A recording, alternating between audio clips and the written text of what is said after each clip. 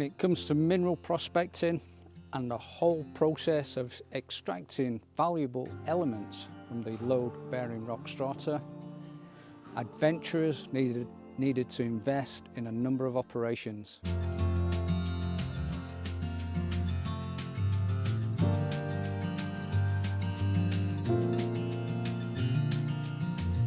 Finding the correct location warranted experienced surveyors with geological knowledge to locate and identify likely areas to explore. They specifically targeted zones in the bedrock called skarns.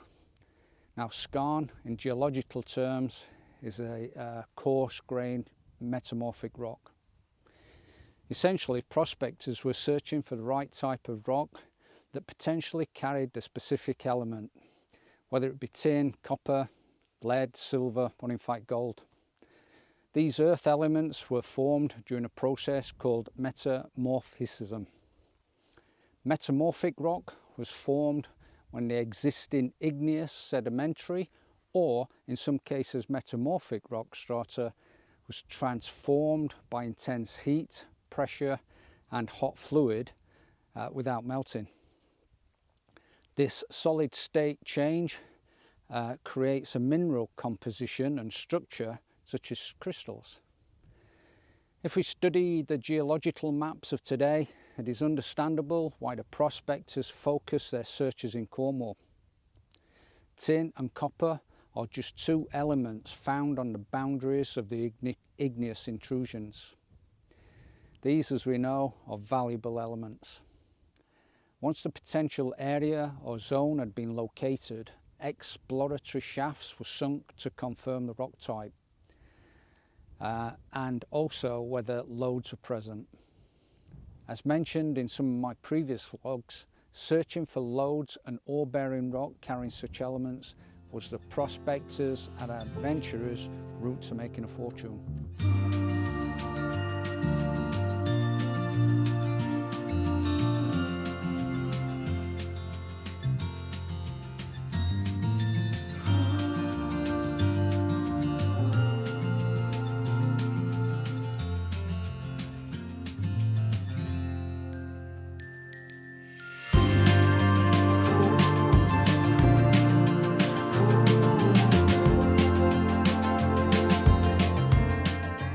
Reaching the ore was very costly and time consuming, and it therefore needed investors.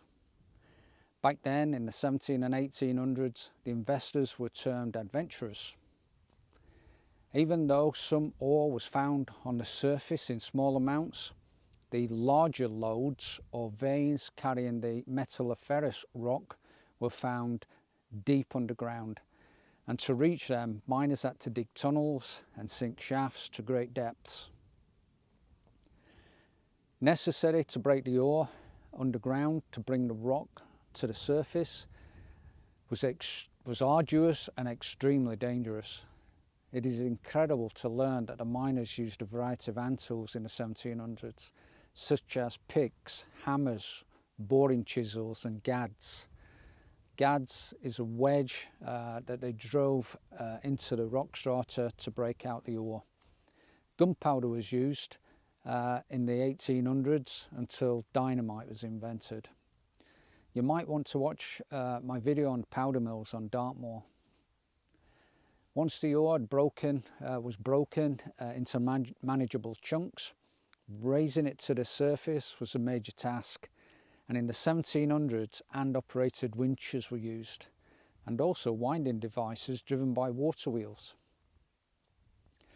As mining technology developed, steam-powered beam whims were constructed to do this task, superseded by horizontal steam winders. Once the ore had been brought to the surface, the term dressing the ore, a description given to finally crushing the ore or processing it ready for smelting. This is where the women known as bow maidens did the majority of the work, particularly in the copper mines. But also men were used or employed to perform the heavier dressing tasks. And then finally, in the process of mineral extraction, smelting took place, which is a process to extract the metal elements from the rock.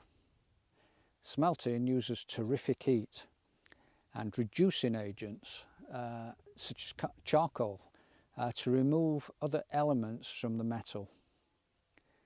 As there is no coal in Cornwall, transporting and shipping the ore to South Wales to the now famous smelting companies became the norm. And by return, the merchants brought back coal to fuel the steam engines. Once again, thanks for your time watching. See you next time. Bye until then.